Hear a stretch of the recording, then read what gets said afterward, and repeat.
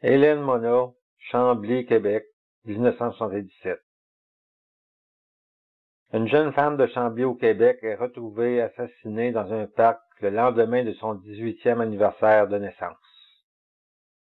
Le samedi 10 septembre 1977, Hélène Mona célèbre son anniversaire. Elle a 18 ans. Un souper chez ses parents où elle habite toujours réunit cette famille de 4 enfants.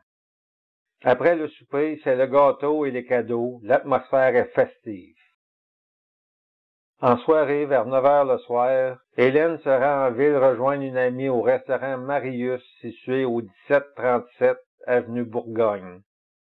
En 1977, le restaurant Marius était l'endroit où tous les jeunes se rassemblaient pour parader avec leurs voitures et impressionner les spectateurs. À la fin de la soirée, Hélène et son amie marchent ensemble jusqu'au motel Mon-Repos, situé au 1860 avenue Bourgogne, à moins d'1 kilomètre du restaurant.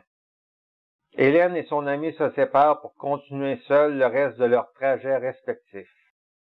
Hélène fait demi-tour pour se rendre chez sa marraine, rue Mignot, où elle devait passer la nuit, tandis que son amie continue son chemin sur l'avenue Bourgogne pour rentrer chez elle.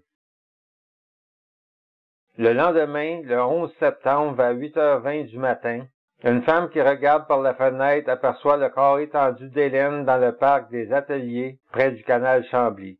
Elle alerte alors les autorités. Hélène a été retrouvée nue, sauf pour sa chemise remontée vers ses bras. Elle était couchée sur le dos avec des jeans bleus et un blouson à ses côtés. Elle porte toujours sa montre Timex et une chaîne avec des breloques au cou. Une boucle d'oreille est aussi dans le gazon. On trouve sur les lieux un paquet de cigarettes exportées, un verre en plastique et un paquet de gomme Chiclet.